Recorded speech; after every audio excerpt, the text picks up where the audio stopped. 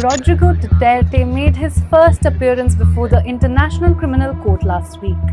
The former Philippine president is being tried on suspicions of crime against humanity during his war on drugs. But have you thought about this? Where does the ICC come in?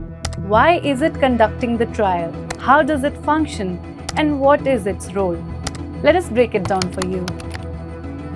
The ICC is an international tribunal headquartered in The Hague. It was established to investigate and prosecute those accused of serious crimes of global concern. How did it come into existence? The idea of such a court took roots in the 1990s. The UN had earlier formed similar tribunals to tackle war crimes in former Yugoslavia and Rwanda, but they were considered inefficient. Around the same time, Trinidad and Tobago requested the UN to form a permanent international court. Slowly, such efforts gained support, especially in Africa and Europe. In July 1998, the International Criminal Court's founding treaty, known as the Rome Statute, was adopted. Over 60 countries approved it, and 4 years later, the court began to function. Now, the Rome Statute grants the ICC jurisdiction over 4 main crimes. This includes genocide, war crimes, crimes against humanity, and crime of aggression. So does this give the ICC the powers to intervene wherever and whenever such crimes occur? The answer is no. It's more complicated than that. The ICC can hear a case on a few conditions. It has jurisdiction over offences committed after July 1, 2002. That is when the Rome Statute was put into force. It can only intervene when the national court fails or is unwilling to take action. The country where the offence was committed must be a party to the Rome Statute, and the perpetrator's country of origin should also be a part of the statute. There are 124 countries party to the founding treaty of the ICC. Meanwhile, around 40 countries never signed the treaty. This includes India, China, North Korea, Iraq, Saudi Arabia, and more. Several others signed the statute, but their legislatures never ratified it. This includes the US, Russia, and Israel, among others. To date, 2 countries have withdrawn from the ICC. One of them is Burundi. The other one is the Philippines. Former President Rodrigo Duterte pulled out of the ICC after it launched a probe into his war on drugs. Duterte said domestic courts were enough to enforce the rule of law in the Philippines.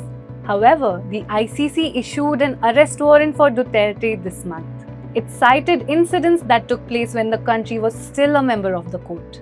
Who else has the ICC arrested before Duterte? According to Reuters, there have been 32 cases before the court. It has issued at least 60 arrest warrants.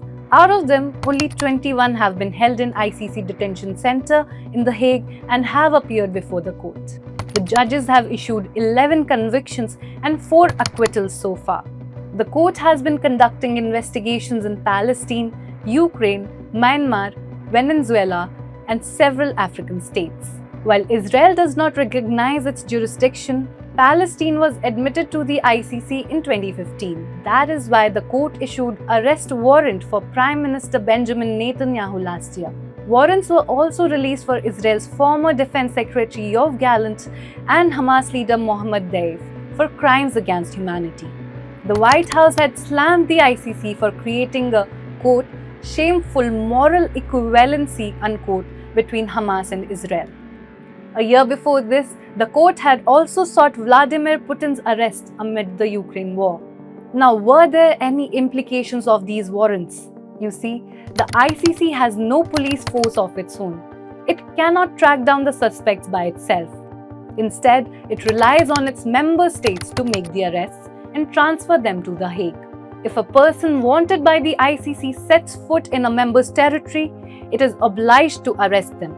This means the accused will need to consider if they want to risk traveling. That is why Putin didn't go to South Africa in 2023 for a BRICS summit. All of this, along with ICC's failure to apprehend the perpetrators in Sudan and Myanmar, have raised important questions. Does ICC even hold any real power? Or is it just another toothless organization? What do you think? Let us know in the comments. Arzu Tawar for NDTV.